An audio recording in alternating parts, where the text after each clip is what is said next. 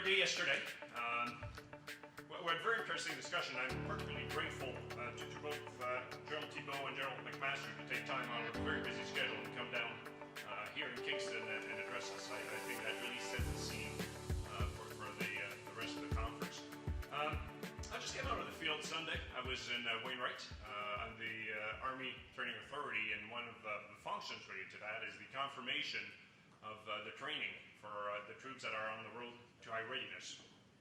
And for those that don't know Maple Resolve, it's a pretty intense exercise.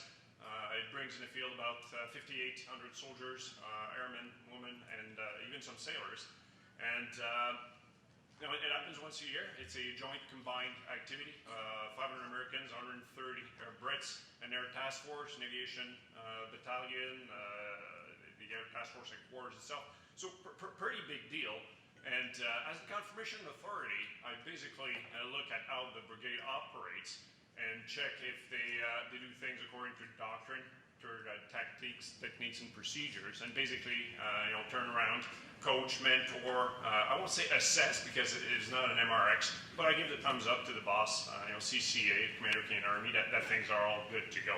And I left as they had finished phase 2 of the operation, clearing the Wainwright corridor and establishing a deliberate defense. So they have about 48 hours to do that, so it was a good time to be here. And if all works well, I should land in Wainwright tonight as the Op 4 is attacking the main defense position. So that's why for the third day in a row I'm out of dress. I'm always a bit different. Before I left, I sent a note to CCA saying everything is working good. I think they'll meet without any challenge, what to expect out of them. So it might have been a bit early, right? We know that declaring mission over and putting a big banner on a warship too early is not necessarily the best thing to do. But I felt pretty confident. That's how I feel about KCIS. Day 1 is over, day 2 is just starting. But already, I think we've done a great deal of a very worthwhile discussion, and we've addressed critical things. And therefore, my first observation this morning is, I think we're meeting the expectation of the challenges the Vice gave us yesterday. And a little anecdote. We're discussing our apartment robotics, whether you want to call them, or whether you're looking at lethal autonomous weapon system or remotely operated system. To tell you how important they are, here's a weird thing. We've grown used to the operational use of UAVs to the point that we can't live without them. So in Wainwright, because we've divested and we've got a gap in our capability and UAV coverage, but we recognize the need for it, we actually contracted a pilot, a Cessna, an MX-15, to emulate a UAV. So isn't that a bit weird? You replicate robots? But that just shows you the importance of those tools in our arsenal. So I think we're accomplishing our aims here of that community of interest that's interested in robotics and military operations. And that community, of course, is the armed forces, both Canadian armed forces and the U.S. armed forces.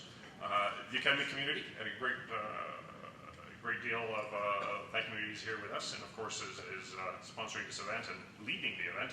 The S&T community, and certainly part of the industry also that was present yesterday. So the Vice really challenged us on 4 key points. The first one is where we must focus our RAS efforts. The second one was how best to keep pace with the technological advances. The third one, what is the impact of RAS in the human dimension and the profession of arms? And the fourth one was what are the threats posed by RAS technologies, and how do we respond to the threat posed by the adversaries are not constrained by the moral, ethical, legal, and ethical consideration and to the standards that we hold ourselves to. So we've heard 4 panels to date. And ça serait présomptueux de ma part que d'essayer de faire un sommaire complet ou même intelligent de ce qui a été proposé. I don't have the eloquence of our keynote speakers or panelists for that matter, and I certainly cannot come up with such smart questions as those that were asked at the panel to either expand on what concepts were presented or to, in some cases, challenge those concepts. But I'll try to do a bit of a wrap-up if you want. What I think we've gained the most out of yesterday's first session is we've actually built a conceptual framework to think about what robotics are and what it means for the military community. Now, HR McMaster presented us with a few key concepts. Talked to us about the continuity of war, and he kept us grounded in the reality of war. And he offered that war is an extension of politics, always been, will always remain a very human endeavor. Uncertainty is what characterizes war, and that will not go away. And it is, above all, a contest of wills. And he left us also with a thought that there is no silver bullets, and there will not be a technological advance that will, at this point, make what some refer to a revolution in military affairs. What we're seeing is an evolution of technology, but not a revolution of military affairs. So as we came into the first and second panel, and we looked at the existing and emerging technologies, I think it's Ken that introduced us to the concept of track 1 and track 2. And I think that's actually pretty useful to not get into the sci-fi part of the discussions and ensure that our discussions were actually pretty well grounded. Some panelists attempted to define the key terms with as much clarity and simplicity as they could, and others avoided to do that, not to narrow down the concepts and their arguments around the definition, and that also is a useful way to do it. Technology is advanced, and you've got different views depending on who you talk to. Some of them will say we're not there, some of them we're pretty far advanced. And Peter from Lockheed Martin certainly showed us operational examples of technology already fielded, whether it's the KMAX or other tools that were used in different operational theater, and that certainly met the key expectation of what you would want a robotic system to do for forces. I'll note that there's systems actually far more advanced than we think, and that have been far more advanced than we think for quite a while.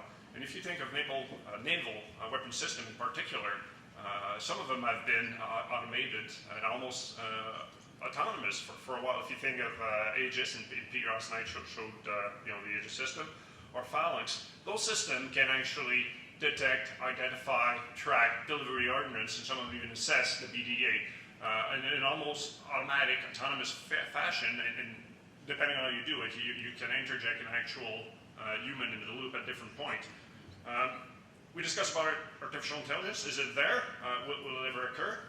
The S&T folks here in the room can correct me, but I think ever since we've been talking about IA, every year it's moving, or the objective is moving to the right another year. So we're not there yet. And I don't know if we'll ever replicate the complexity of how the human brain works. I think we can understand how neuron work, how synapses wire and rewire over time. We can understand that physiological aspect of the brain. Will we ever be able to replicate empathy to come up with how emotions are formed and expressed and interpreted? I don't know.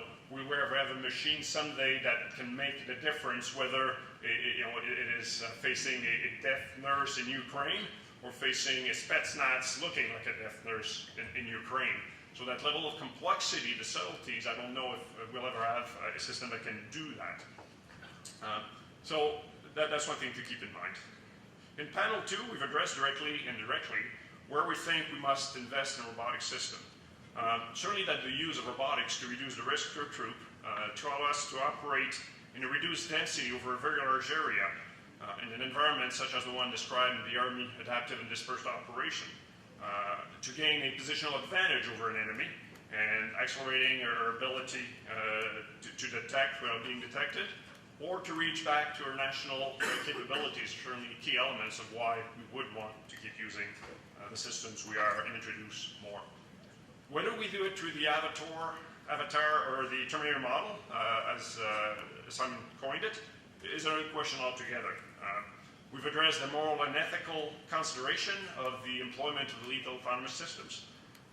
This presentation of the concept of autonomy along the three axes of the mission, environment, and mechanism are actually pretty useful to understand what autonomy means along those three vectors. And again, that helped us frame the conceptual framework by which we must think of those systems.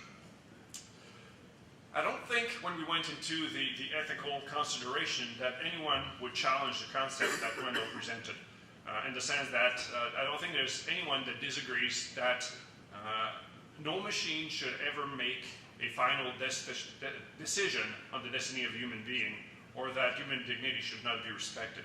That's a key concept, and I think we all agree to some extent, is how you operationalize that concept and how you define and implement that concept. That's a tough part. So having a human in the loop is key, but we must recognize, I think, that no matter what system, there will always be failing to any system, no matter if it's fully autonomous or human in the loop. I think the example of the 1988 Iranian jetliner that was gunned down by USS Vézina is a clear example. So a very sophisticated system detected a plane, thought it was an F-14, and the 11-second delay in the data link proved fatal. When the captain made the decision to fire the missiles, he was convinced it was an F-14, and ended up with the death of 290 crews and passengers on that plane.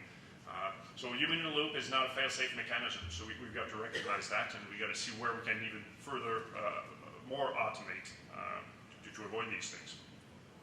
So I was mentioning on Monday night at the meet and greet for those that were there, that war is first and foremost a human endeavor, and certainly that General McMaster reminded us of that aspect too. So because humans are involved, because we feel empathy, because we have feelings and emotion, war naturally is self-constrained. We have not yet fully discussed the potential impact of laws on these key principles of war, but certainly I think we'll touch it today as we culminate on the policy panel. So war is necessary evil. I think we've recognized it. Some quotes were used to demonstrate why it is.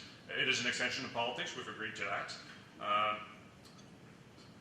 But despite its evil, because of the human nature of war, it is waged with constraint. Unless you're a psychopath, nobody wants to kill or hurt anyone. So having the human interface is what has constrained war. So what will be the impact if we fully autonomize war, automate war, is to be discussed. As we looked at the legal consideration, I think you'll agree with me, you have to love the constant precision and clarity of the German mind, and how precise it is, and the arguments that Wolf presented certainly contributed, again, to the development of a conceptual framework on how to think and look at robotics. It was proposed on a couple of occasions that we have yet, as a community of interest and practice, discuss the implication and everything that's related to robotics. And there's a myriad of second and third order effects I don't think we've grasped yet. And that position, I must say, I agree and I disagree at the same time. I don't think we've addressed all the facets, and I don't think we've done it simply because it is such a complex and complicated issue, and it is evolving so rapidly that trying to grasp it and wrestle it to the ground before we move forward, we would be overtaken by events and we'd be missing what we need to do. But the good news, is we have a conference such like this, and if I look at the very backgrounds of all the participants, we're certainly in the right direction. And we look at all the communities represented here in the room, this is exactly how we'll move forward this critical topic for us. So I'm greatly encouraged by the discussion that we've had. So we have a great program today. We've got 3 more panels. So we'll look at the RAS threat, and therefore we'll cover the one point we haven't addressed yet really from the device challenge, is that of the threat posed by our precursories. Then we'll look into the fourth development portion of it. How do we move forward? What are we doing? We'll look at 2 perspectives. The American perspective. Thank you for your presence here today. And Steve Bowles will be joining us very shortly. And then we'll conclude on the policy panel. So I really like the order and sequence of the panels because it allows you to come up to probably not a firm conclusion, but certainly topics of policy to explore, refine, and further discuss. So exciting program today. So I apologize, I'll leave in the middle of the second panel to go back to Wainwright, and if it all works well, as I say, I will see the attack on time and target. Thank you very much, General Lanti, for that very thorough recap. It's very useful going forward, and welcome, General Dice, to this conference. Thank you for being here. Again, my name is Stéfanie, and it's been really a privilege as one of the co-organizers representing the Center for International Defense Policy to see how the discussions have evolved over day 1. I'm really in awe at the level of the presentations we've seen this far, and also the level of the questions that have come up throughout the day. It's really helpful, I think, to come up as a group like that from different backgrounds again, and I look forward to the rest of the day. Panel 5 will be no less engaging in that respect, addressing an aspect we haven't thoroughly discussed to date, assessing, detecting, and responding to robotics and autonomous systems threats. And for this panel, we have two presenters, but the way we've designed this session has been really meant to be a bit more interactive. So initially, the idea was to organize a bit of a debate. So over the last few months, I've had conversations over the phone with Dr. Vézina and Colonel Dickson, but I just couldn't get them to disagree enough to make for an interesting and lively debate. So what we've done instead is that we've organized and structured this panel around 4 discussion questions. And there will be some contrasting viewpoints, but there will be more from the perspective of someone sitting in S&T versus more operational perspective, rather than 2 people going head-to-head and disagreeing on everything. So let me introduce our speakers.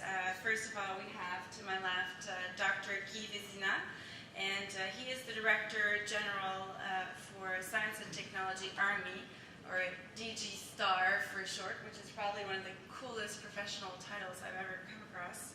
And that means he leads the Canadian S&T portfolio and is also the scientific advisor of the Chief of the Canadian Army. In the past, he's been the DG DRDC Valcartier, the Director S&T C4ISR, and the section head of the Information and Knowledge Management section, and another cool title, System of Systems section. Dr. Vézina received his PhD from the Australia National University, and so we're very pleased to have him join us today. It's been a pleasure to work with you over the last month and getting this panel together. Next we have Colonel Richard Dickson, who is the Director of the Canadian Army Land Warfare Centre.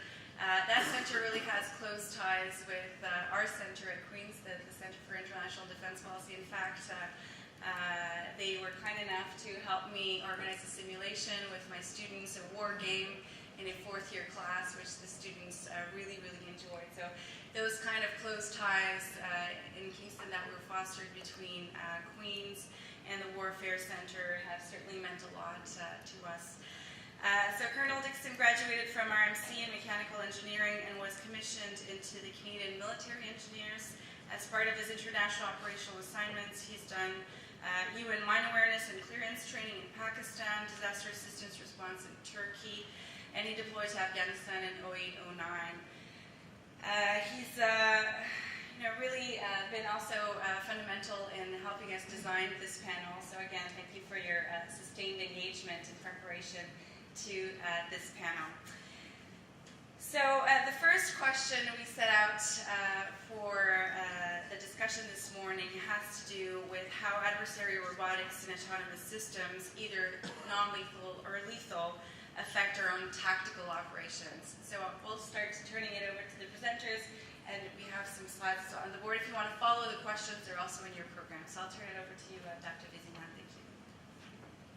Thank you, Stéfanie. So yes, I don't like confrontation too much, although I can be pretty persevering. We relate to this. Thank you for the invitation. I think yesterday was, as all of the other speakers have said, a great day. My job, our job with my DRDC colleague is to spend a lot of time listening to the Canadian Forces, the military, the Army in particular, listen to your questions, to your concerns, and then try and shape a science and technology program. I'm thankful to my director, D Star, so I'm DG Star, but he's D Star, Michel Zimzak, for connecting me with Stéfanie so that we can be here today. I think this is a fantastic forum given the presence of both civilians and the military. You heard yesterday Simon Moncton, practitioner and guru in robotics, works very closely with the policy folks. I think From the start, we're trying to bring together the policy and the technical discussions closely. So he shared his insights yesterday. We've got Andrew Plater, who's our program manager, responsible for the pieces of autonomy that we have in the Army portfolio, and also Bruno Gilbert, who's the chief scientist in DRDC that's associated with the Army portfolio. And he's here because he's shaping where to invest into the future in S&T capability. So maybe before I start, because my notes are pretty chaotic, the three insights that I think I want to share, and that, you know, if there's only three things that you'll retain, keep those, and then you can doze off for the next hour. My guess here is that this will not be, what we're talking about will not be fully realized as we expected. This robot discussion has been going on for over 60 years, and I think there's a model by which, you know, we'll have this all singing and dancing robot, and I don't think it's going to happen like this. It's going to happen by autonomy seeping into just about everything that surrounds us. It's pervasive. It's the Internet of Things. So I think it's sneaking up on us versus, you know, the robot that will be the all singing and dancing. Second thought is revolution, evolution. We've seen some great presentations. We've had some fine demonstrations outside. The hardware is evolving, will continue to evolve. Technological advances will contribute to that. What may make a bigger difference, I think, is the software part. Because the software is probably easier to evolve, and the key there is that it's going to adapt more easily. Key as an opportunity, key as a threat. And I think the software and the hardware, I translate that into the cyber-physical systems.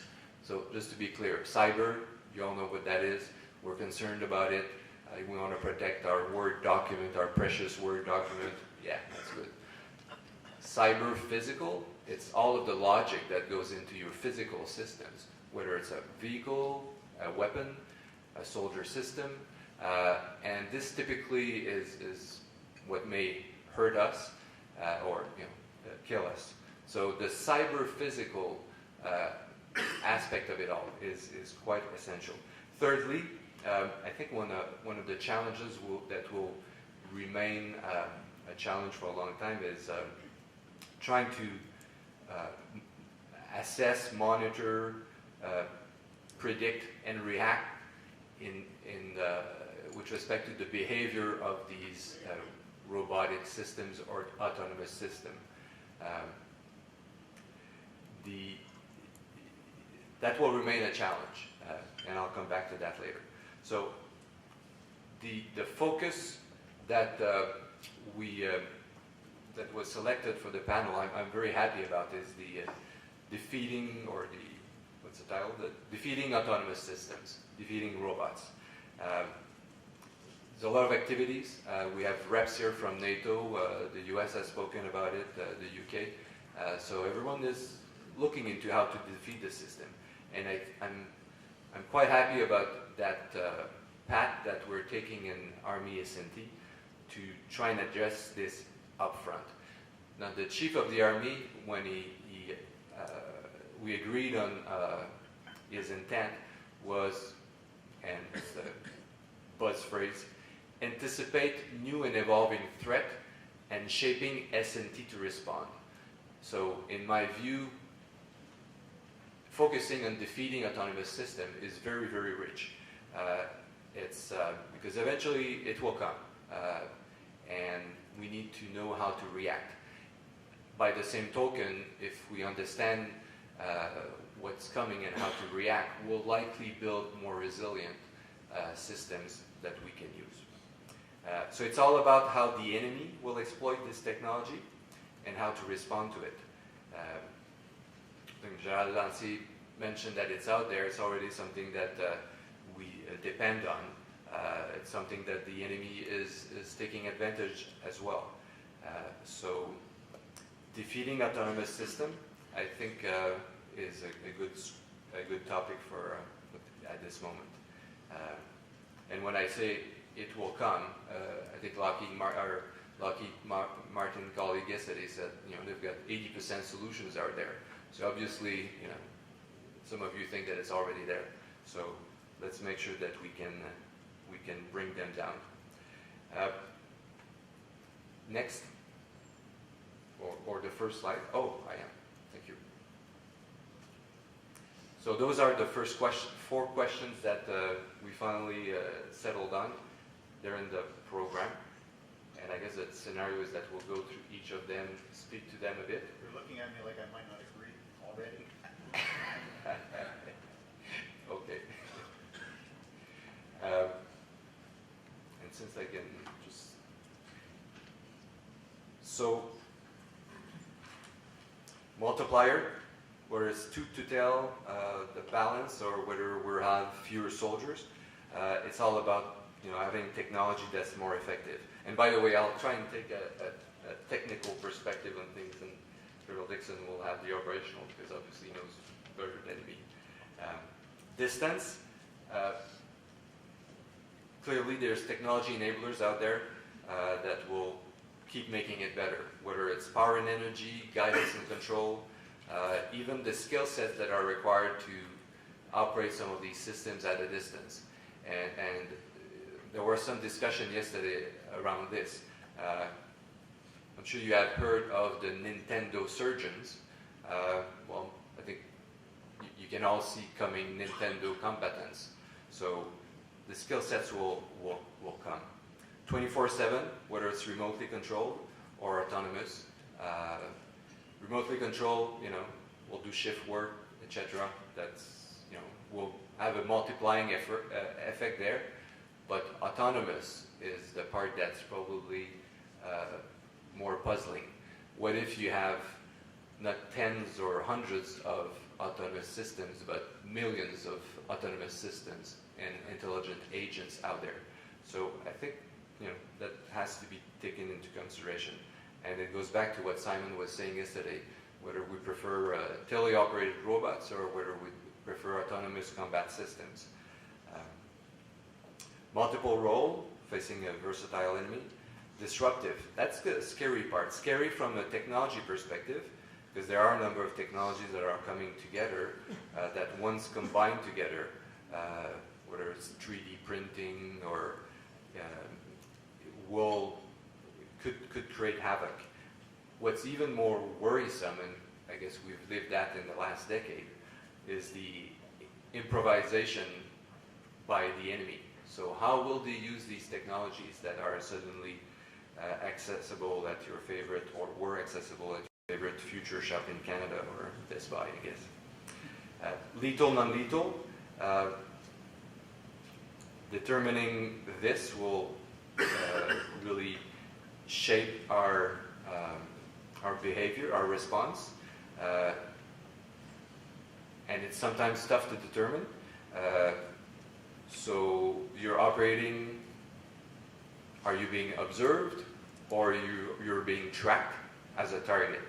So that would likely change your behavior. And these systems are, it is technically difficult sometimes to differentiate between a lethal and a non-lethal system, at least at a distance. Friend, foe, how they behave, how we behave. How will these robots view us? Will they view us as friend or foe? Remember, I'm focusing on the enemy having this technology. If we feel we're facing a robot, will we want to change our behavior so that they think we're a friend? I guess a bit like when you're in the range of a speeding radar and you think that by slowing down, the police will not catch you. Well, it's a little too late do anything about it.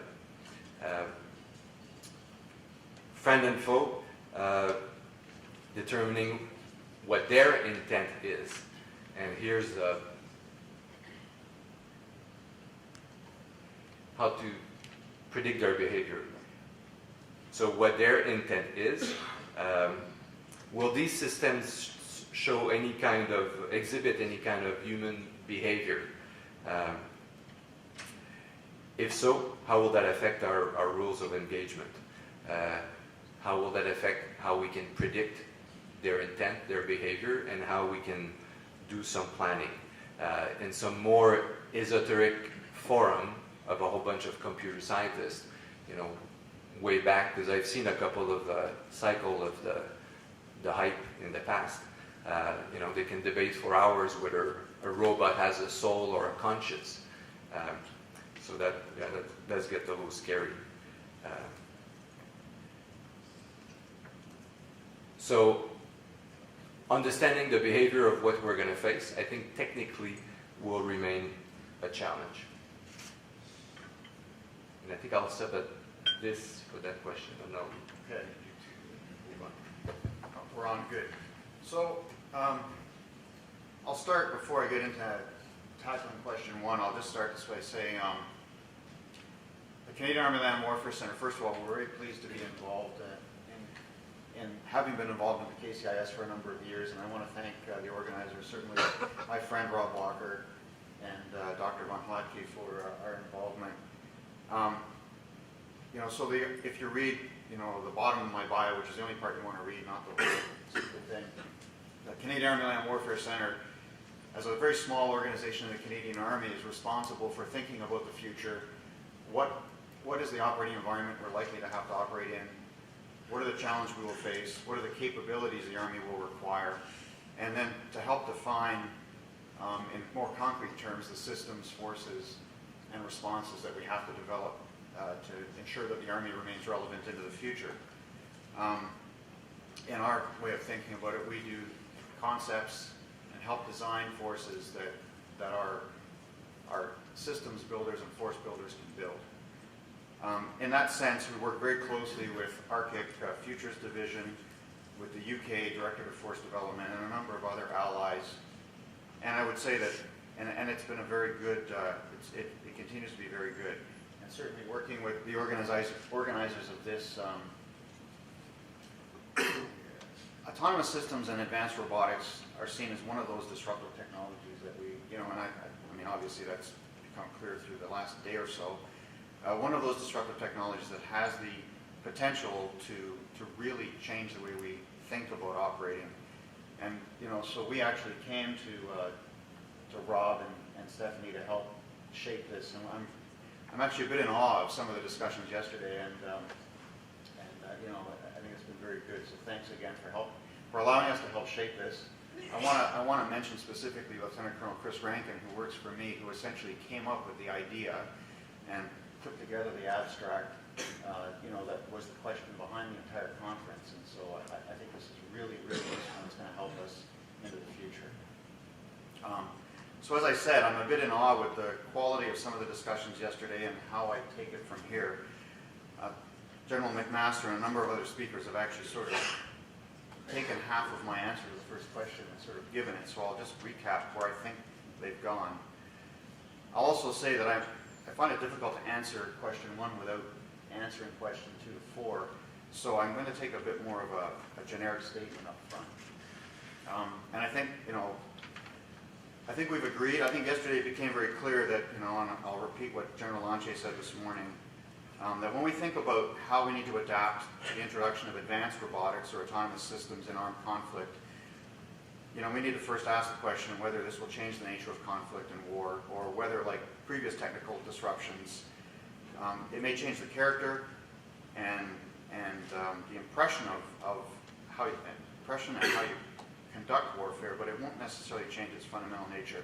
And I think we've actually heard that several times, that the nature of war, of course, is that it's inherently a human activity, which is essentially a clash of wills. And barring the rise of machines, self-aware, self-determining artificial intelligence, it sounds very much like a track 2 sort of idea from yesterday. The reality is, no matter how sophisticated those machines are in the battle space, they will still be acting on human motivations, human objectives, human decisions, and the human beings will to fight, the humans who are behind those systems. So I would turn the question around a little bit and say that rather than thinking, or we need to think less in terms of how we respond and respond to and defeat robotics and autonomous systems themselves, although we still need to be able to do that. And we need to think more along the lines of how we respond to an adversary, to the person or people who are using those autonomous systems and how they have chosen to use them and incorporate them into their own tactical way of operating. That may sound like a subtle difference, but I think it is a big difference. Ultimately, it is the humans behind the machines whose capacity and will to fight must be tackled, and who should remain our primary focus, not the machines themselves. And I think this is a key point. So our focus on the robotics should remain proportional to their importance to the adversary's aims, to the degree to which they threaten our own aims and our own forces, and not distract us from what our true aims are. And I'll draw a parallel here, although it may be stretching it a little, to IEDs. So while we do need to defend against the specific threats that autonomous systems pose to us that are different from what we face with the current systems in the battlefield, and we do need to think about how we would actually specifically attack those systems to degrade, disrupt, or defeat them, we shouldn't let it distract us from our positive aim, if you want to use that Clausewitzian term,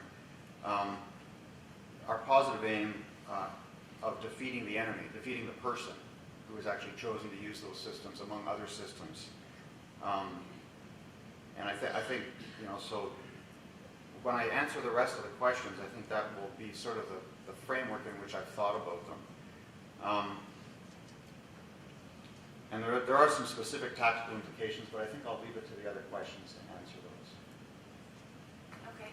I think it'd be useful for the audience as well, Colonel Dixon, if when discussing the adversary systems, you could also make a distinction between the impact on tactical versus operational and strategic, and tease that out for us as well. But question 2 focuses on how we should anticipate these threats, considering that there are technical constraints still, and perhaps more importantly, reflecting the discussions we had yesterday, certainly different legal, moral, and ethical predispositions of states, non-state groups, and individual actors when considering adversaries. Thank you. Yes, it's out there, really.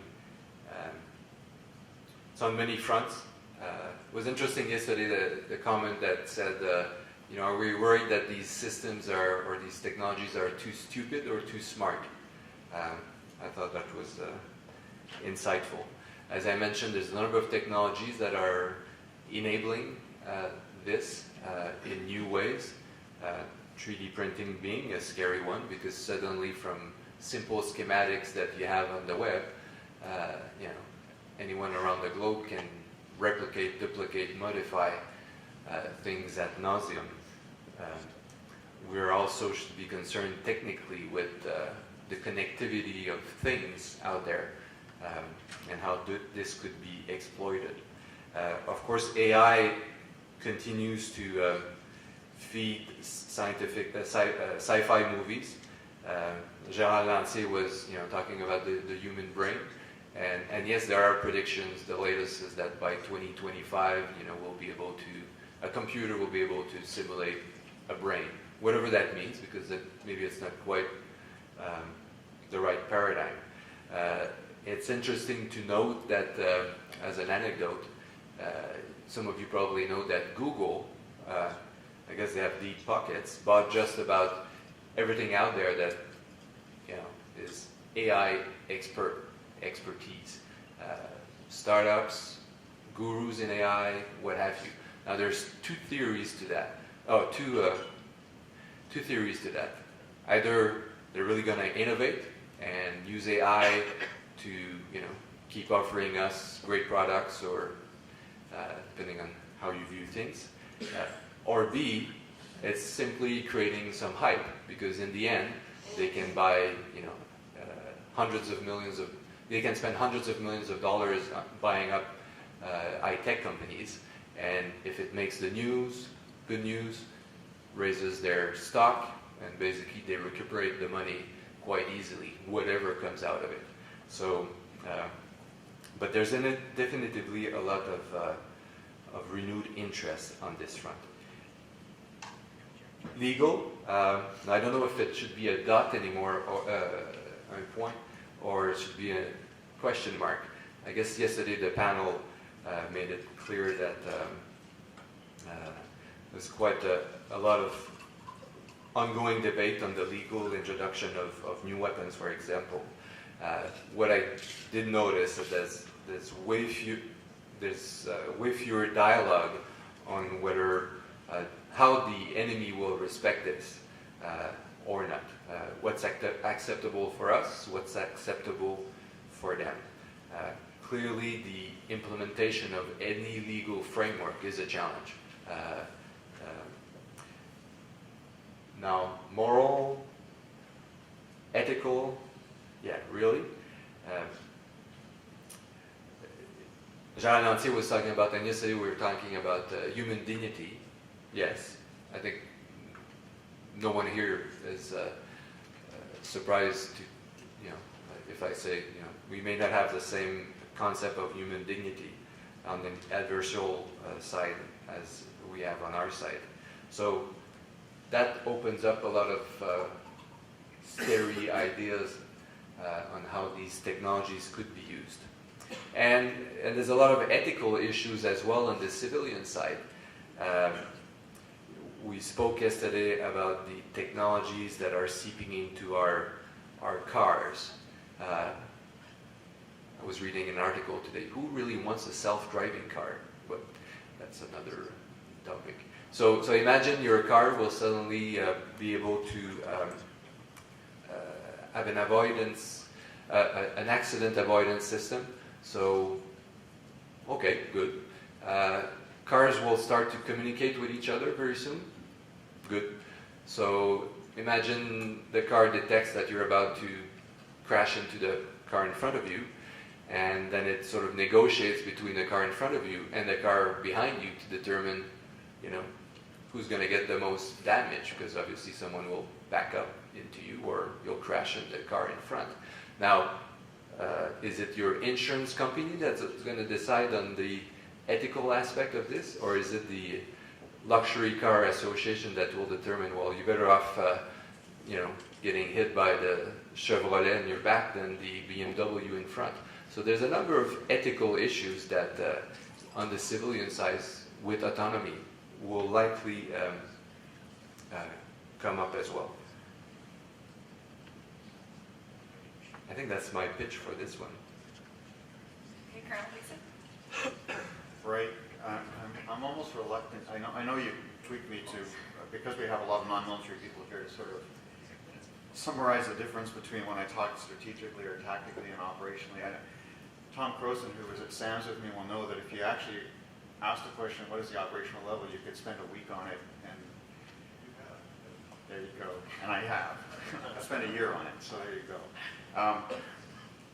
Just for those non-military in the audience, just when I talk tactically, we really mean how our battlefield systems work together, how our forces work actually in the field or on operations to either engage with a population or confront an enemy, and how those systems work together.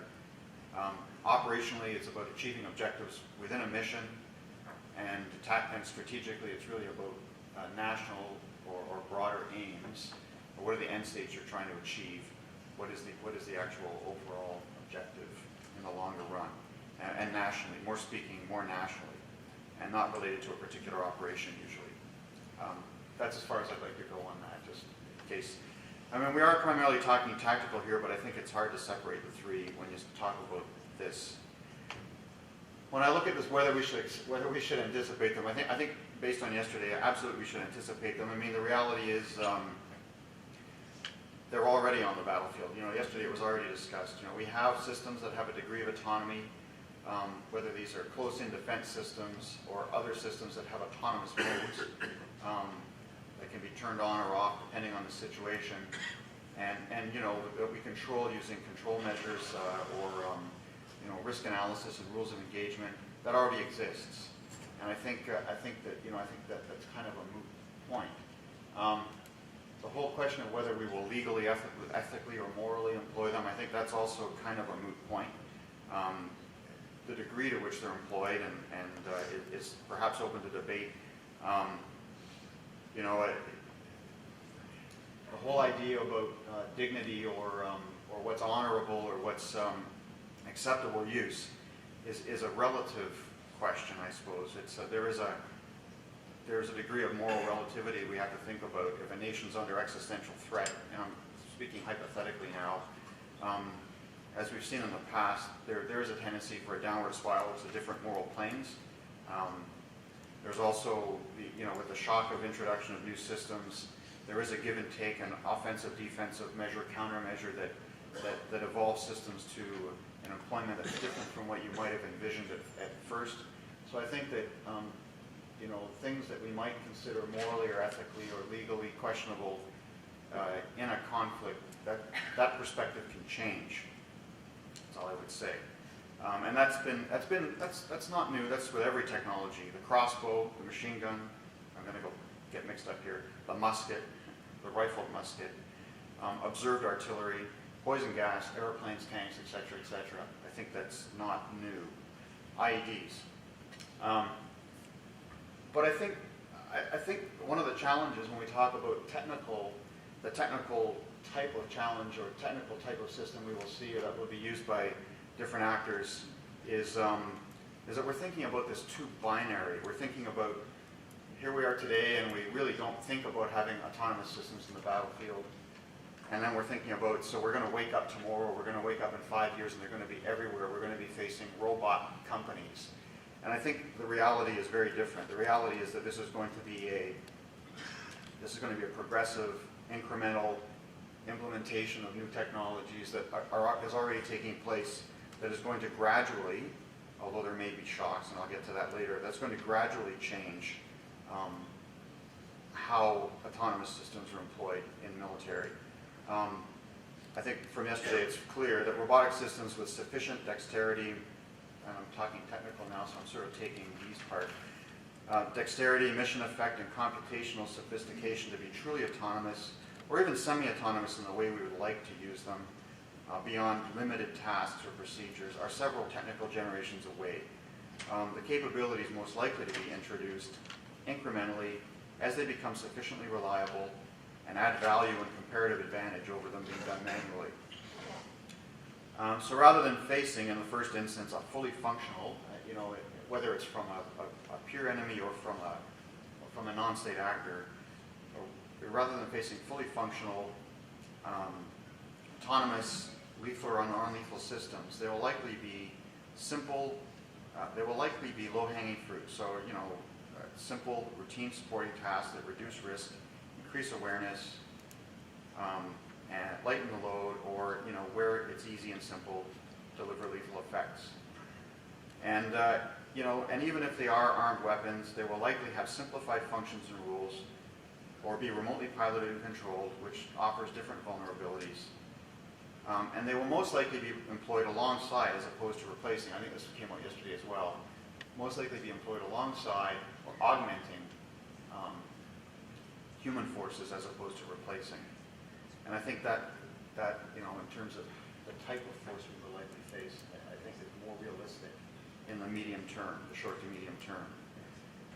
And you know, if I want to talk about the differences from different actors, I think that, you know, when we talk about peer actors or first world nations, we're probably going to see systems very similar to like the systems we're considering, which will tend to be more complex, larger, fewer of them, you know, and perhaps more along the lines of what we would expect to see. With an enemy, and this really gets towards how we would defend against them too, you know, we're probably going to see more of an adoption of commercial technology, So the idea, I think it was talked about by Dr. Singer last night, of many cheap disposable systems as opposed to a few very technically advanced systems that will pose us problems from their individual sophistication as opposed to just their number of them. Those are just some ideas about the, certainly the technical application and then the legal, moral, ethical. Well, I'll bring you back to your own terrain with the next question, because it's going to be about complex environments and unpredictable scenarios, and how our ability to respond might be impacted by some of these unpredictable scenarios, which is really your turf. But first, we'll let Guy have a chance to tackle question 2 as well. Yeah, it's facing different environments, different scenarios, all points to the level of complexity, facing complex systems. Some of the blackouts of the last decade have been pretty complex problems. It has taken industry a year or two to figure out what actually happened.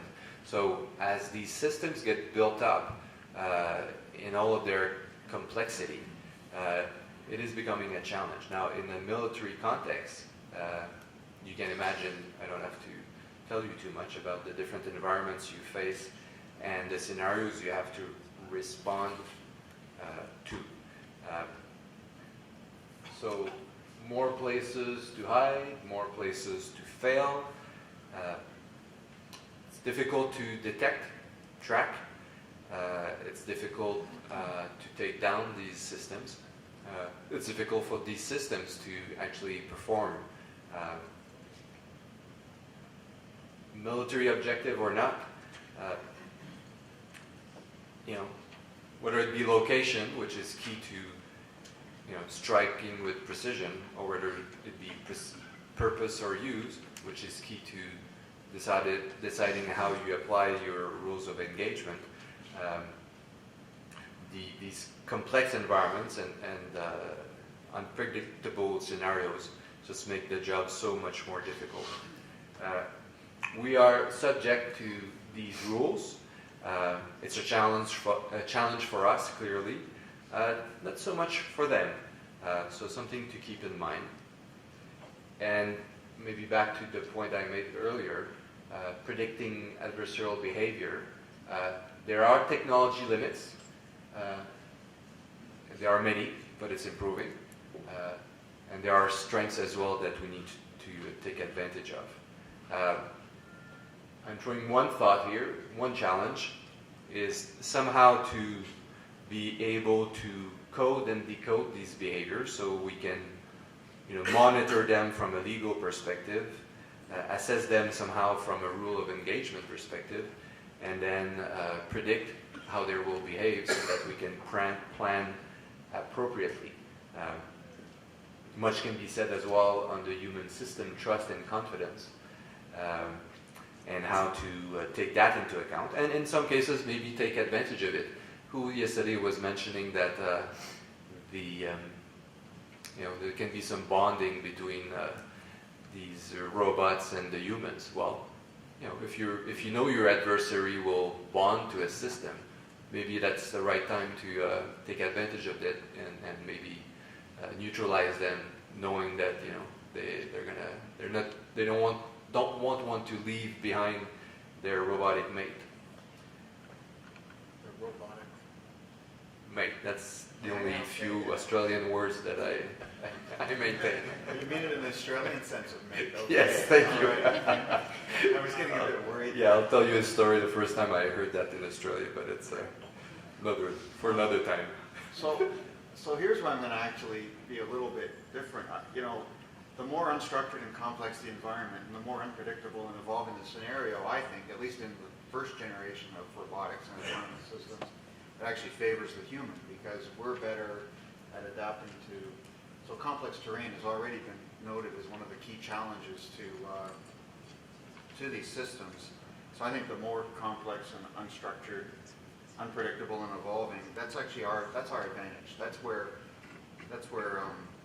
human diversity and unpredictability is actually a big advantage. So I think we need to take advantage of that. We need to take advantage of those aspects of the battle space in terms of our response to those systems. And I think, you know, and I think we also need to, in that sense or in that scenario, we need to think about what robots do better than humans, or mechanical systems do better than humans, and what we do better than them. And so just touching on a couple of things, that even in first generation robotic systems, and even in those complex, unpredictable, unstructured environments, you know, they're good at a couple things much better than us, and we need to be, I mean, certainly we need to employ them, but we also need to be vigilant on the fact that those systems will be good at those things. The enemy systems will be good at those things too. Those things, so first of all, sensing, especially in the non-visual spectrum, electromagnetic, change detection, that sort of processing is already a huge advantage that we have to be careful of, even in a complex terrain. And the other one that I think is, you know, their ability to operate better than humans at the two ends of what I would call the time scale. So over very long periods of time, their ability to be persistent, enduring, and vigilant, as opposed to humans, I think we have to be careful of, even in the most complex. And then their ability was already discussed yesterday about making rapid decisions, about responding and reacting to something that we do or something our systems do before we can react, before we as humans can react intelligently. And those will drive us to So, you know, so it is really, I guess, understanding that complex environment. First of all, we should take advantage of that environment. Secondly, recognize that there are certain things that they do way better than us, especially the optics and sensing and change detection. And the advantage that mechanical or mechanized systems, mechanical, autonomous systems, or robotics have over humans in that persistent, vigilant endurance part and rapid, in their ability to rapidly react on the two ends of the time scale that we're not good at. And I think without getting into real specifics, which is part of the answer, the fourth question, I think those kind of drive my thinking on that. I will say one thing. It's actually, you know, it's part of question 4, but so that really drives us. It drove me to thinking about the fact that countering robotics, autonomous systems, especially lethal ones, will sometimes require a very timely response, a very rapid response, which could force us to rely on our own robotics or autonomous systems as part of our response. May actually obligate it, especially as a final protective response, like the APS or a close-in protection system on a ship. And one of the dangers, of course, is that even if we have decided that we don't want to employ lethal autonomous systems, any system that can defeat in a timely manner that kind of attack will have potentially lethal capability or potential lethal effect. So I think that's it's perhaps an unintended but unavoidable aspect of our ability in this complex environment to respond. So you've already opened the door to question 4 about how Canada should approach the development of those capabilities. So I'll turn it over to Guy. Thank you. Simon Monkton yesterday spoke of the sense model, plan and act approach, which I think is a foundation to what I'm going to present. But what I'm going to present is pretty generic and to some extent obvious. So a 4-step approach, 4 steps. Step number 1, threat modeling and assessment. Wow, have you seen the number of families of UAVs or UGVs or UUVs or autonomous system? It's extremely broad. If you show up in the battlefield, what to expect, hopefully the intelligence will tell you, but if not, you'll need to be able to understand what could be the threats. And here the idea is to make sure that we've modeled properly and ahead of time assess the broad range of threats that are out there.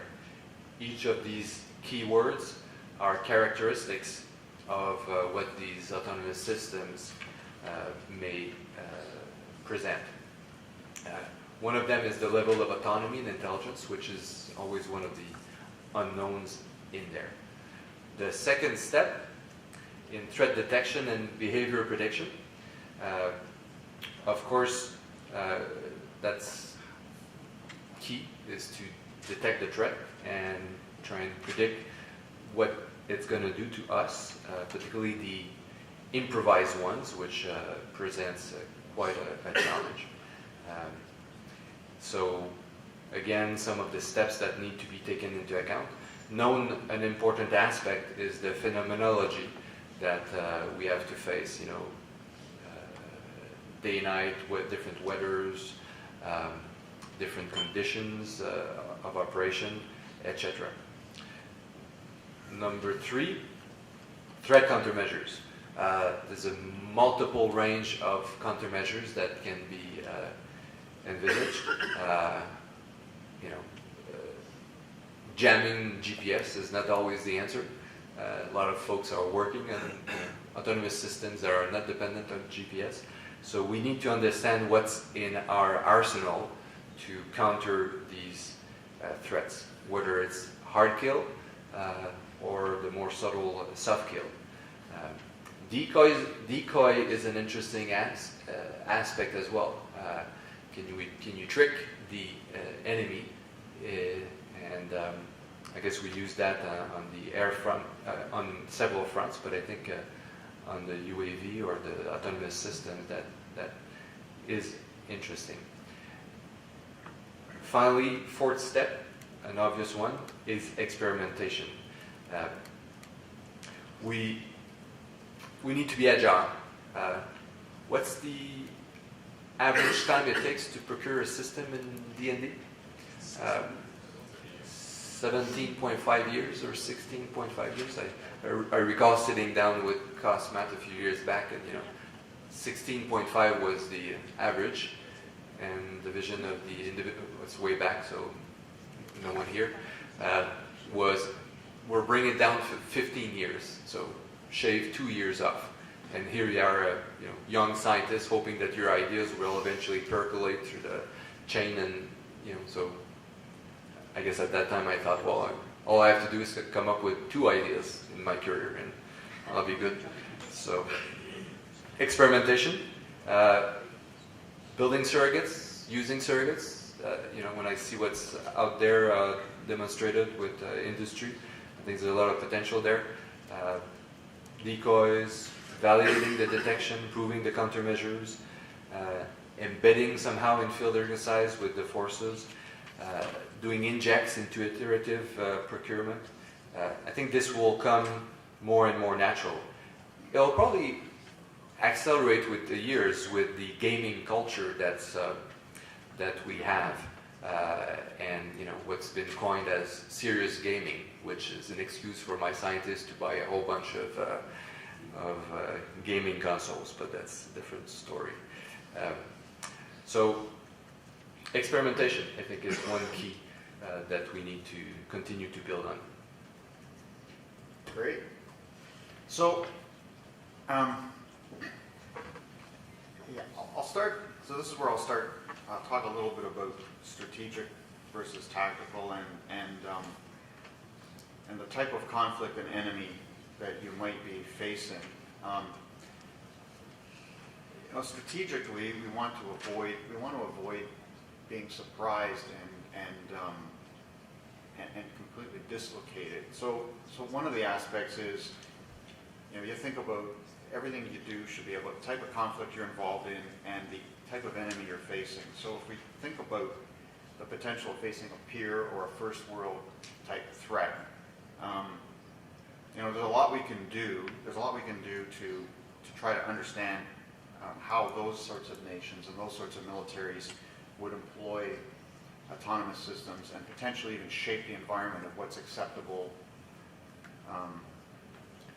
So I think there's some work that can be done this is really outside my lane, but there's some work that can be done strategically about shaping the narrative, setting the environment, legitimizing, delegitimizing certain kinds of use among first world nations. Now, it won't necessarily prevent a nation from being prepared to a pure enemy or peer adversary from being prepared to employ autonomous systems in a way that we would not like them to or consider legitimate. But generally speaking, until national survival is at risk, most of nations in this category tend to act within the international regimes that are established, whether those are legal frameworks or best practices or codes of conduct or whatever you call them, hard or soft. So there's actually a bit of utility potentially in pursuing this line of thinking in terms of reducing the risk of being surprised in any conflict we might become involved in with a peer adversary. When you start talking about non-state actors, it's very different, or rogue actors. So the restraints, the confidence that they're going to operate in line with any law of armed conflict or any other code of conduct is much reduced. But the capability is also reduced or marginalized to a certain degree. So the risk, even though the potential for surprising use and tactical surprise, I would say, is greater, the risk is a little lower and perhaps more manageable. And I think, when we think about it that way, we obviously need to think about how we would respond in both of those cases. And I like the framework. I would say the experimentation is more than just from a technical response, but from tactical experimentation or wargaming of how we would respond to the use of systems. And I think the two sort of go hand in hand. I would say that, when I think about that response, like other technical innovations, there's going to be a degree of tactical surprise that's unavoidable. If not about the technology itself, about how it's used and employed. And there will be that need to be adaptive and react quickly, respond, and do the measure-countermeasure developments, which will largely be procedural initially as opposed to technical solutions. But it's a known unknown, right? So we're not quite sure what the challenges we'll face, but we know that it's out there related to this. And I think we have to avoid the tendency to always think that it's a technical solution that's going to be the answer to the technical problem we face.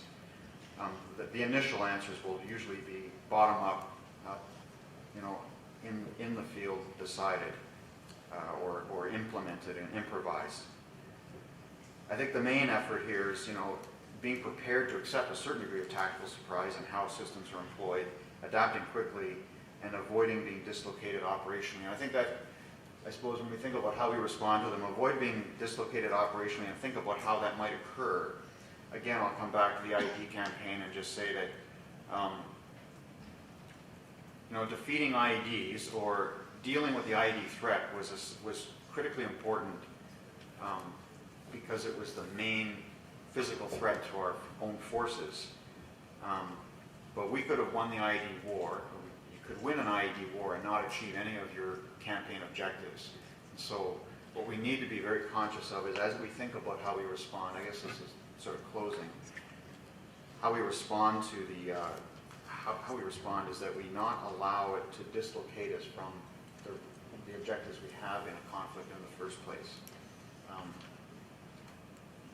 Obviously, I think there's other things we can talk about, but that really would be the primary thing I would think of. Sorry, go ahead. No, I'm done. Done. So, Keith, do you have any concluding remarks? Because I wanted to comment on a few things that both of you said that I think could maybe help stimulate some discussion with the audience. And the first of all is to think about whether it's Canada or any of our allies in dealing with adversaries, what is the value added that robotics and autonomous systems bring to the equation? Whether you're talking about a near-peer competition or an asymmetric confrontation, what are the real benefits that robotics and autonomous systems can deliver when facing an adversary in the future. And when reading a lot of the literature in preparing for this conference, to me it was striking that there was this faith in the benefit of these technologies being force multipliers. And so is that really the case now? Based on discussion yesterday, I'm not so sure. But that's certainly a benefit that these technologies can confer in the case of certainly a near-peer competition, which got me thinking back about the scholarship on nuclear weapons and deterrence, and that nuclear weapons were used as a technological way to bridge a conventional gap. And that conventional gap was measured in terms of numbers of soldiers at the time, vis-a-vis the USSR, and so nukes would be the great equalizer. So would it be reasonable to think about that technological superiority or that technological edge as that equalizer? In terms of certain capability gaps. I think that's a very interesting way to think about how we might view these technologies as useful in a next confrontation with either a near-peer adversary. In the case of an asymmetric adversary, the calculation would be a bit different. I think what we've experienced over the last decade, almost and a half, is really a reluctance to send boots on the ground. And so robotics and autonomous systems have really been seen as a way to increase force protection. But again, in the force multiplier mindset, if you can rely more on robotics and autonomous systems so that you're not forced to send boots on the ground, then there's a value added in the next competition, at least from a political standpoint. So I think it's useful to conceive of the benefits when confronting future adversaries. And here I think that some of the discussions that emerged with regards to nuclear weapons as a capability that added certain of those benefits were useful, although I don't think that robotics and autonomous systems serve a deterrence function, to be clear. And so that, a segue to my next point is this moral constraint. We talked a lot about the moral constraint, which is certainly present with nuclear weapons, the so-called nuclear taboo. But the fact that technologies, when it comes to robotics or autonomous systems, have evolved somewhat incrementally, as was mentioned by Colonel Dickson, makes them, I would argue that we're not so morally constrained after all, because of the incremental nature of how these technologies have developed. There hasn't been a RAS equivalent of Hiroshima or Nagasaki. Things have really developed incrementally. So there's no robotics taboo per se. There are a number of campaigns like robots which highlight some of the moral constraints or illustrate the moral constraints. But so far I think that the real disagreement when it comes to moral restraint is really when it comes to autonomous systems that are lethal versus non-lethal, with nations clearly taking a position in favor or against these different types of capabilities. So certainly I think that's also something to revisit. So far we've been running on the assumption that the West, the Allies, have this big moral constraint when it comes to robotics and autonomous systems, and I want to challenge that a little bit. How constrained are we really? To me, it's not, certainly in public discussions, robotics and autonomous systems have been considered as morally abhorrent as different categories of weapons. I want that to be clear in our debate. The other thing that I wanted to mention is something, again, Colonel Dixon mentioned about certain future complex environment or unpredictable scenarios, and the fact that more or less we can assume that most state actors will be compliant with international rules and regulations. And again, I would kind of challenge that contention. I would tend to want to push the discussion in the opposite direction if we're thinking in a future scenario where some actors might exploit some of the ambiguity when it comes to the international debate on robotics and autonomous systems. And so running with an assumption of non-compliance when it comes to robotics and autonomous systems might be useful. So certainly an arms control regime hasn't been achieved and is unlikely to be achieved when it comes to regulating robotics and autonomous systems. Therefore, perhaps we can think about future actors, whether state or non-state, being non-compliant with international law or established rules when it comes to integration of those technologies in military operations. Finally, when it comes to Canada, I'm really curious about this idea that Canada has adopted robotics and autonomous technologies, but has limited these technologies to non-lethal autonomous systems.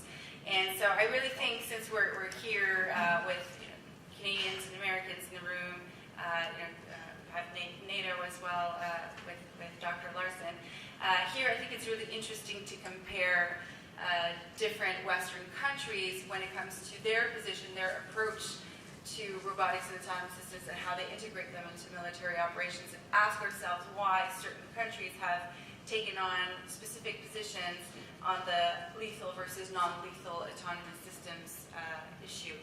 And certainly, what for Canada, what would be the threshold of threat that would push the Canadian government to revisit that position when it comes to non-lethal autonomous systems? Maybe it's a challenge that I'll throw out to the policy panel that's going to be closing today. So a few remarks and reactions to what was said by our two presenters. But we do have a solid 25 minutes for Q&A, discussions, and comments, challenges. So please, once again, same deal as yesterday. If you have a question or comment, please use one of the two mics up front, identify yourselves, and try as much as possible to keep your questions brief. Thank you. But first of all, please join me in thanking the two presenters.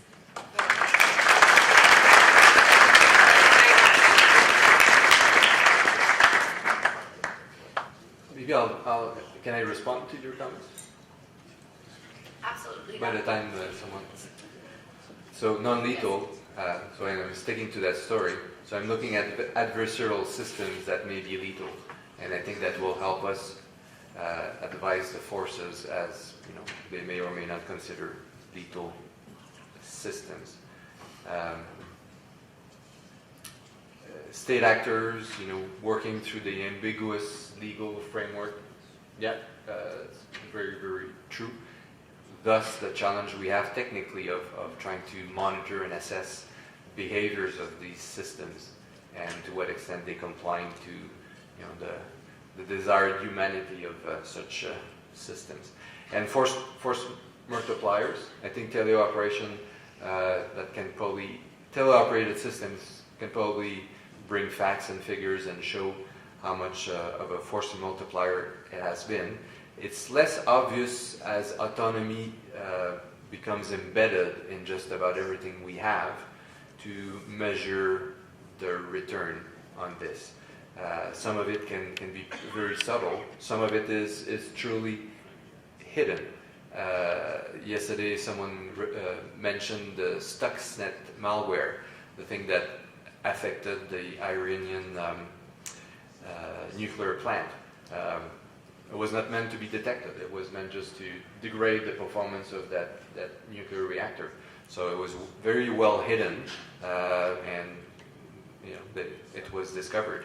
I read the other day a report, and I'm not going to vouch for its credibility because I didn't look at it closely enough, but worldwide, nuclear plants' performance, that report said that it's been degraded worldwide. So who knows? Maybe this embedded threat has seeped in and is a little more insidious than we may think. Which means how we'll measure the autonomy and the autonomous agents and their benefits may not be that easy to measure. Do you want to respond as well? No, I just think that there's some practical reasons why we aren't. I mean, whatever the policy reasons are, there are some practical reasons as well why we're not actively looking at lethal autonomous systems. That the first one is that's not the low-hanging fruit.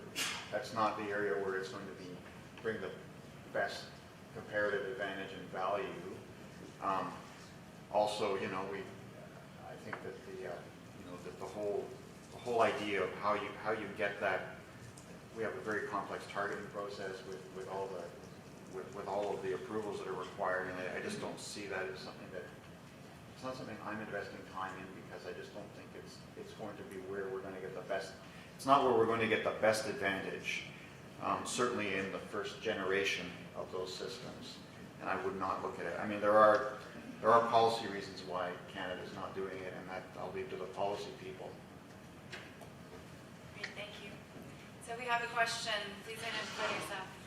I'm Lieutenant Colonel Greg Kennedy. I'm the Commanding Officer, North Shore and Brunswick Regiment. My question is about the asymmetric threat, which, peer, near peer, that might be most dangerous, but it seems most likely is going to be continued role for Canada in failed states or supporting states against non-state actors, insurgencies, this sort of thing.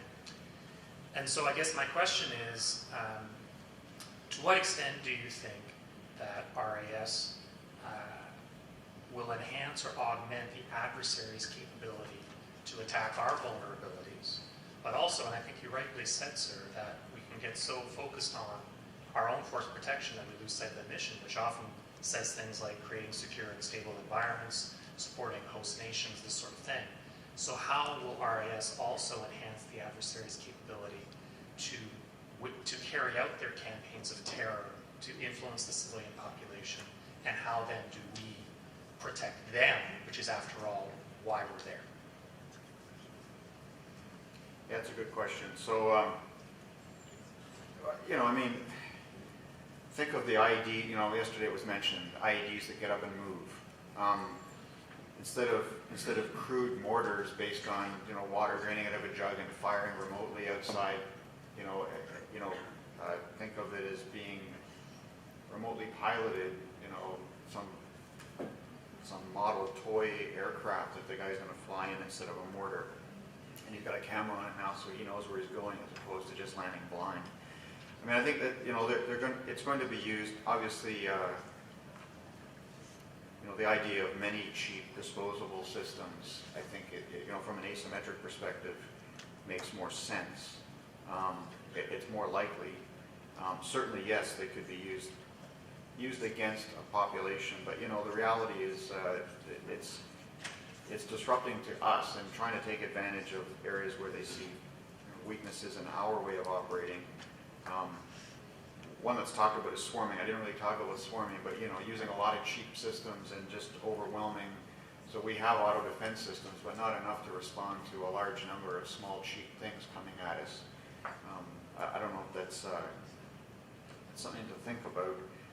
In terms of how autonomous systems would be used against a population by an insurgent or by an asymmetric enemy. I don't know. I mean, the population control is it's the one thing that they've done really, really well is they're in the face. I suppose they could rely on them, but I'm not sure that it gives them the comparative advantage. It's the human interaction that actually causes the greatest angst amongst the population from insurgents. So I think, in some sense, I'm not sure that they're going to want to actually increase the separation between themselves and the population using an autonomous system. They can use it to attack us and reduce the risk to themselves, but then allow themselves to continue to interact face-to-face with the population, which gives them the greatest psychological effect on them.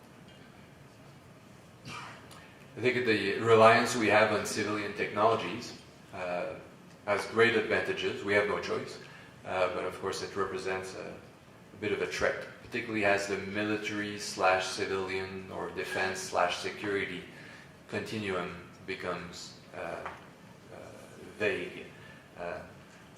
Anyone who's participated in red teaming exercises to look at how some of these disruptive technologies could be used, I mean, not very difficult to go on YouTube or to imagine what could be done.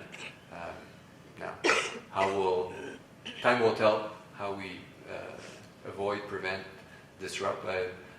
I'll be trying to track down the person yesterday who presented the FBI from the FBI, presented some of the work that they've done to try and get a better appreciation for where the threats may emanate from.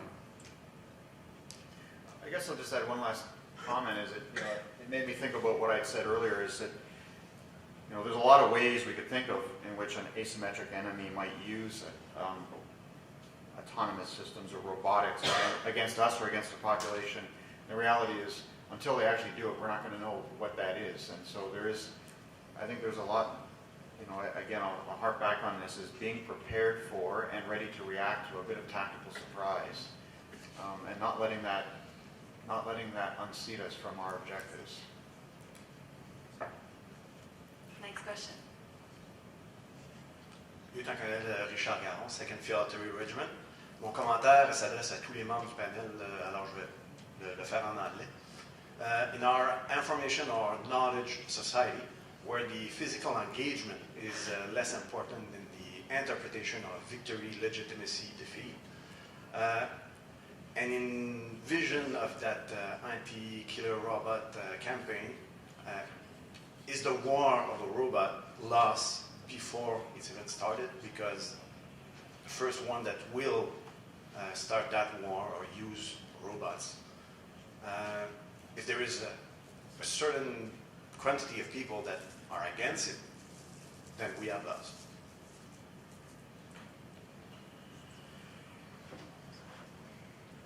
I'm not sure.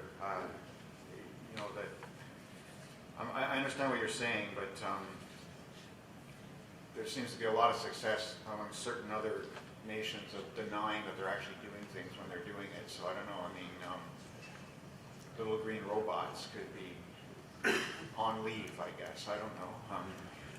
I don't know. I mean, I don't know. I think that it's easy to say that, but I think that certainly not. I'm not talking about our own use, but against the potential adversaries' use. I think that there are enough. You know, we've seen it, whether they are non-state actors or state actors, that there's everything from denial to concealment to deception to bold-faced lying about what you're actually doing. So, you know, I don't know that if the systems were going to provide a real comparative advantage, I don't know that it would deter their use at all. I think our acceptance level is rising with respect to all of these technologies, either from the movie moguls who are ramming sci-fi movies down our throat every, you know, or the IT moguls who are just, you know, controlling our lives. I suspect our tolerance level will, now activists will be activists, but I suspect our tolerance level will rise. I'll comment on that too, because people have different exposure to information on robotics and autonomous systems. We've had the benefit of attending a 2-day conference, and now things are becoming a lot clearer, certainly for me, in terms of a non-robotics and autonomous systems expert. And that's a bit of a problem when you're trying to communicate what robots and autonomous systems do to a public that, you know, in general doesn't follow foreign and defense policy issues that closely, let alone to technical details of particular weapon systems. So I think that's where the campaigns like the Killer Robots have so much potential to create some political constraints for governments when developing these technologies, because afraid of the media spin on new acquisitions.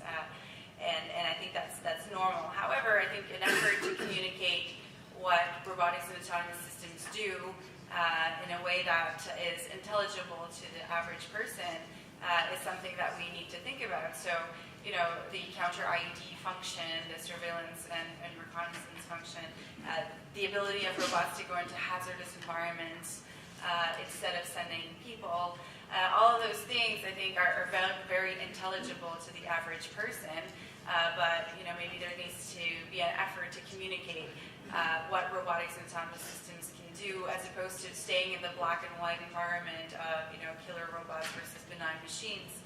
And I think the other argument that certainly in Western countries the public tends to be sensitive to is the argument on force protection again. So that's an added benefit of the technology in certain environments, added force protection, and we've seen, you know, the obsession with that preoccupation as our militaries have responded to the IED threat in Afghanistan and Iraq. So I think perhaps the answer lies in just more clearly communicating the variety of tasks that can be performed by these types of technologies. Thank you for your question. Oh, follow up.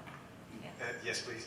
So on the tactical and operational strategic aspects, and on the technical side, there is an answer, but as you mentioned, we must include the communication aspect. I've got an influence activity background, so that's why I like that stuff. So both, I think, have to be considered, technical and information aspects. Thank you. Thank you. Next question. Thank you. I'm Jean-Claude Descoeuvres from Belgian Army. I'm project manager at NATO Allied Command Transformation, Norfolk, Virginia. If I may, I would like first to say some words about the way NATO is tackling the issue, and then have some comments about what was said during the panel today. So from our perspective, the autonomous term is widely used, and it's quite difficult to ignore it. So basically, we think that we need a definition just to know what we are speaking about, but for us it's just a label. What is key is just to understand what capability we are addressing. So from our perspective, we have to go to a kind of characterization of what is an autonomous capability of systems, basically. And based on this characterization, we can go and tackle some legal and ethical aspects that we have to consider.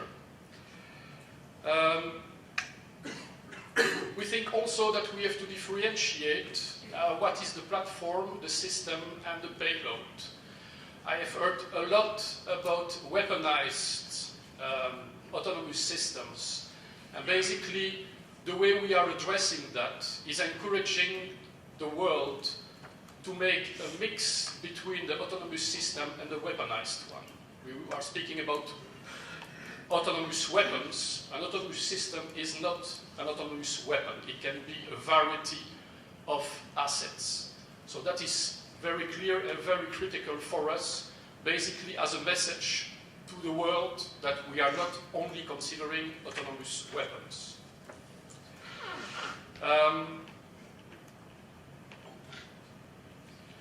If we are addressing the weaponized assets, so we think that the law of the law of armed conflicts is good enough basically to tackle the issue, but what about all the other ones? And regarding the threat, we think that at this point in time, because of lack of transparency among allies even, the first threat is take a look at yourself first, and the first threat is your partner. Because right now there is no common review process within the various nations that ensure trust even among partners in a coalition that will tell you the autonomous system of your neighbor is safe above you. You don't know that right now. So there is no common process review right now, and that is one of the tasks that we have to address right now.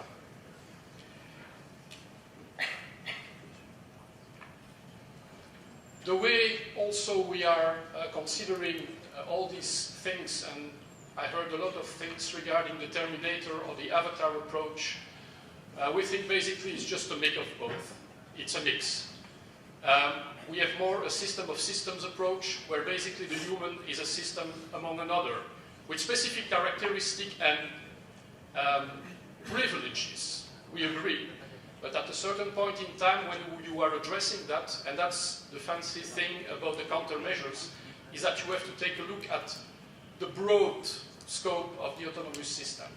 We are not focusing on system or defeating systems, but countermeasures, you have to understand what is an autonomous system, what is it capable of, and basically if your adversary is not complying with the legal and ethical regulations, in the countermeasures you have to take that into consideration as well. So it's much broader than just considering the unmanned autonomous systems. And basically to get or to consider human in the loop or on the loop or out of the loop or whatever, basically what is the boundary for human intervention? Because somebody said, remote piloted vehicle, you have still a human in the loop or on the loop, depending a little bit on the interaction. When you have autonomous system, you don't have it anymore. What about the programming of this autonomous system that was made by a human at a certain point in time? So is that always a human interaction or human intervention, or is not anymore? And if we are taking a look right now at these remote piloted vehicles, or UAS, or whatever you call it, and the missile they have on board, I think we have a mix of the Avatar and the Terminator. The RPV is the Avatar piece, an extension of the human remote piloted, but the fire and forget missile, while it's gone, it's a Terminator. You cannot do anything about it afterwards. So basically, it's a very complex environment, and the way we want to tackle that is take a broad look at it and to consider all the aspects of it, just to be able to implement the countermeasures in the right way. But also we don't have to forget the interoperability issues. We don't have to reinvent the wheel. There are some capability available, and we have to find the best way to implement the countermeasures, taking into consideration integration with existing capabilities like ballistic missile defense, allied drone surveillance, or whatever. Thank you. Thank you. It's really helpful to have that NATO ACT perspective. Thanks for speaking up. Would you like to comment on some of No, I this think now? general statement, I agree. Challenge will be to get agreement on the definition with NATO, but so I'll just say, of course, it wasn't the subject of this panel, but I think a very important point that was brought up is about interoperability, and certainly it's something that we're looking at both in a NATO context and bilaterally with the United States and in an ABCA context as well. So interoperability and the interaction of the different approaches and systems, not just the systems, but the different approaches and how we are comfortable using them if it's different is a huge aspect that regardless of which enemy or which type of adversary we're facing. So thanks for bringing that up. That is a key point. I will comment on one thing that, the point that was made about human in, on, or out of the loop. So there's an interesting sort of, again, like I said about, it's not binary. It's not, it's not, all humans doing human fighting and robots doing robot fighting and I flick a switch and it's changed. Even in a situation where there's a human in the loop, the more and more that we delegate processing of the information upon which decisions are made on platform, or at various stages as it moves back through the decision system, you're actually allowing the machine to shape the information that's presented to the decision maker, and you are actually, in a way, giving away some of that responsibility. Because if the decision is made, even if it's a human in the loop, if the decision is made to engage a target based on only selected information provided by a system, it really depends on how well that system is programmed to give you the right information. And I think so. It's not binary. It's not. I think this is going to be incrementally an evolutionary development, and we'll have to deal with that even before we get to the point of saying we're going to give full control to a machine. There's a link with what Guy said, actually, because he was mentioning the importance of monitoring and detecting the adversaries' capabilities, but we haven't considered that safety aspect. We're talking about security now, so there's a safety aspect as well to robotics and autonomous systems deployed as part of a coalition, where all of a sudden you have to be aware of what your allies have. It's another coordination burden for NATO. Not that it needed more coordination challenges. So thank you for pointing that out. And I would also say that NATO has been, I think, quite apt at public diplomacy when it comes to those types of issues, complex and potentially controversial issues. Always clearly, putting that information on their website, trying to be as transparent and as clear as possible when it comes to publishing an alliance position on some of these controversial topics. So in terms of communication strategy, at least there seems to be a strategy, which may not be the case elsewhere. Another question here. Stuart Hatfield, Headquarters Department of the Army, U.S. Army, G8 Robotics Branch Chief. First of all, to answer your question for operational effectiveness, robotics and autonomous systems, we say enhances both the efficiency and the effectiveness. of the force through manned and unmanned teaming in the areas of persistence, endurance, and protection, particularly where manned systems are limited, denied entry, or unavailable. And that accounts for any domain, whether it's air, ground, maritime, or space.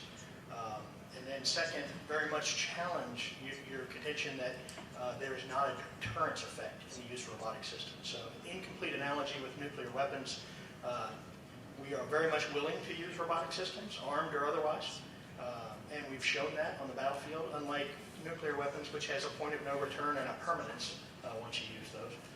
But specifically, the deterrence effect of the persistent unblinking stare, as an example, whether it's tactical data of an aerostat balloon over top of a forward operating base and the numbers of IED attacks that go very much down when the enemy can perceive that they are being watched, and translate that, or even to terrorists who complain of sleep disorders and PTSD because they hear, the distant whine of a drone overhead.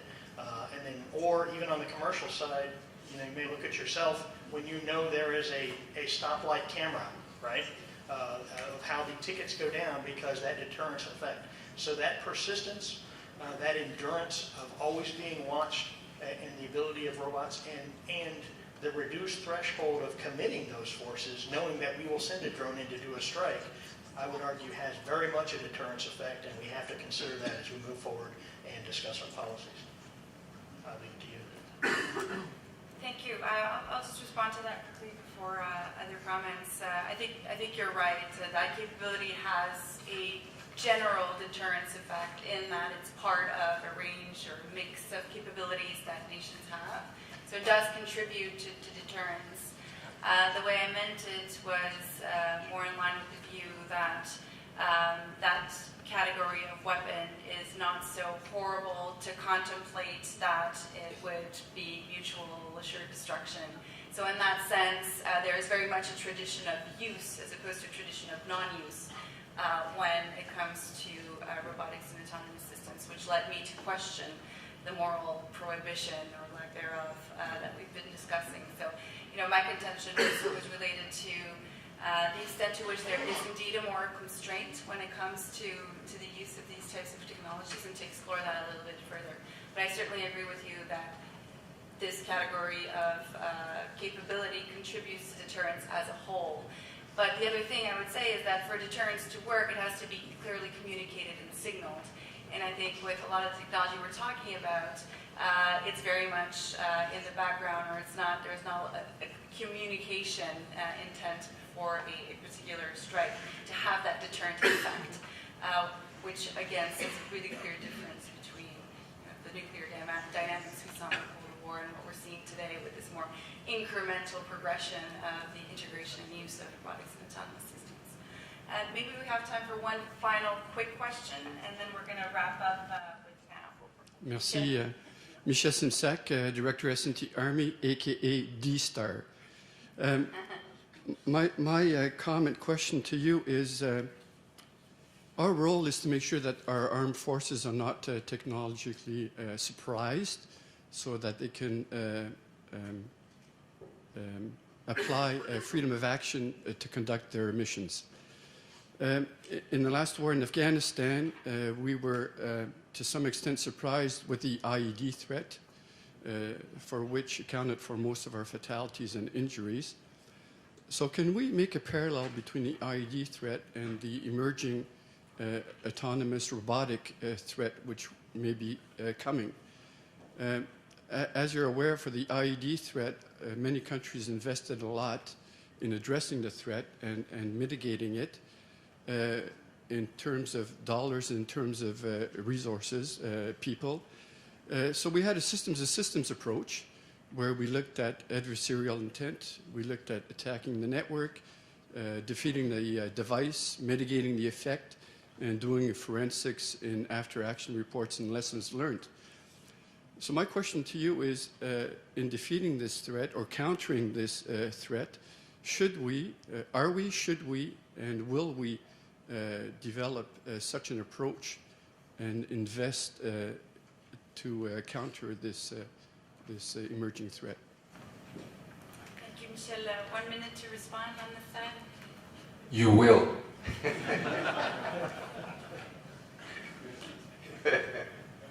Yeah, so I'll only say, I mean, I have already drawn the parallel between the IED threat and avoid.